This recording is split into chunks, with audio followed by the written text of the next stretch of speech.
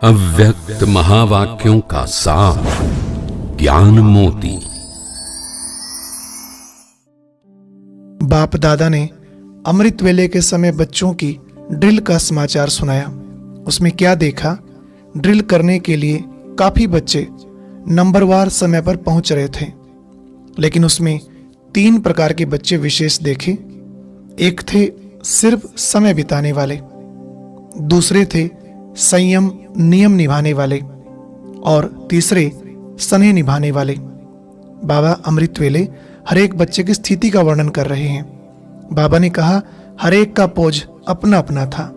बुद्धि को ऊपर ले जाने वाले और बाप से मिलन मनाने वाले कम थे।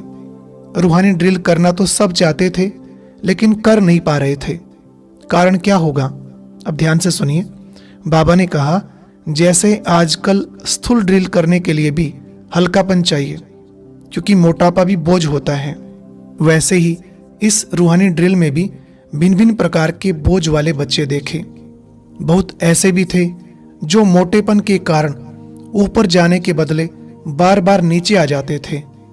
बीज रूप स्टेज को अनुभव करने के बदले विस्तार रूपी अनेक संकल्पों के वृक्ष में उलझ के रह जाते थे। अमृत वेले के समय आते तो हैं बाप दादा के आगे बोझ उतारने, लेकिन बोझ उतारने के बजाय बाप की श्रीमत प्रमाण न चलने के कारण अनेक प्रकार की अवज्ञाओं का बोझ अपने ऊपर चढ़ाते रहते हैं। फिर बाबा ने संयम निभाने वाली आत्माओं का समाचार सुनाया। वह भी बाप के आगे गुणगान करने के बजाय, बाप द्वारा सर्व शक्तियों की प्राप्ति करने के बजाय निद्रा के नशे की लगन में ज्यादा होते हैं। इसका भी कारण आत्मा का भारीपन अर्थात मोटापन है। बाबा ने एक उदाहरण देते हुए कहा, जैसे आजकल के डॉक्टर वजन कम कराते हल्का बनाते हैं, वैसे ब्राह्मणों की आत्मा के ऊपर भी जो बोझ है उसे हटाकर अब महीन बुद्धि बनो, हल्के बनो।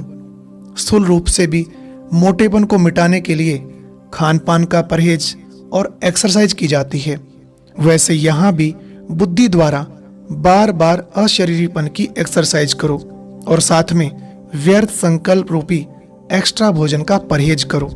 बाबा ने कहा, जैसे शरीर की रीति से देखें तो हल्कापन पर्सनैलिटी माना जाता है, वैसे ही बुद्धि की महीनता व आत्माओं का हल्कापन इस ब्राह्मण जीवन की पर्सनैलिटी है। तो अब क्या करना है? आज से ही अनेक प्रकार के मोटेपन को मिटाओ। जो आत्मा के ऊपर व्यर्थ बोझ है उसे हटाकर हल्की हो जाओ। सब कुछ बाप को सौंप दो। और अब यह एक बहुत अच्छी वीडियो भी जरूर देखें।